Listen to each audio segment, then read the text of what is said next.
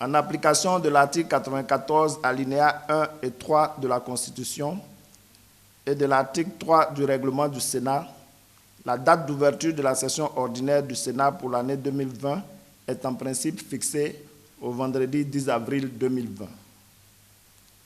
L'ouverture de la session ordinaire est traditionnellement marquée par la tenue d'une cérémonie solennelle en présence du président de la République ou son représentant, des corps constitués et des forces vives de la nation.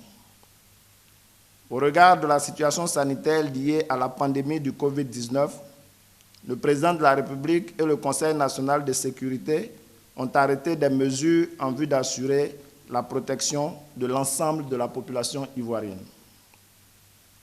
Le bureau du Sénat, en sa réunion du jeudi 2 avril 2020, élargie de façon exceptionnelle au président des groupes parlementaires RHDP et PDCI-RDA, a autorisé le président du Sénat à procéder au report de la cérémonie solennelle d'ouverture de la session ordinaire pour l'année 2020 du Sénat. Saisi de la question, le Conseil constitutionnel, par avis numéro CI-2020-004-A-07-04-CC-SG du 7 avril 2020, a déclaré le président du Sénat fondé à différer l'organisation de la dite cérémonie.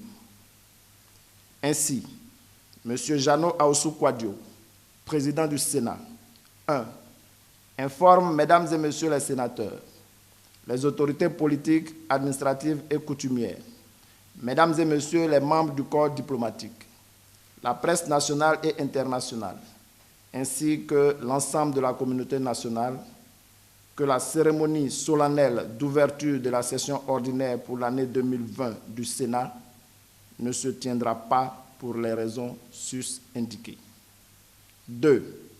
Informe, Mesdames et Messieurs les sénateurs, que le Parlement se réunissant de plein droit en session ordinaire chaque année, laquelle s'ouvre le vendredi 10 avril 2020 pour le Sénat, ils doivent se tenir disponibles pour prendre part aux travaux au titre de la session ordinaire pour l'année 2020, chaque fois que de besoin, en tenant compte de l'évolution de la situation sanitaire du pays.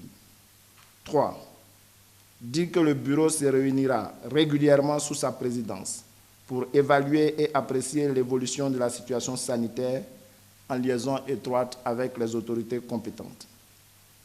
Pour finir, le président du Sénat, au nom de Mesdames et Messieurs les sénateurs, exprime sa compassion aux parents des victimes décédées du Covid-19 ainsi qu'aux personnes atteintes de cette maladie.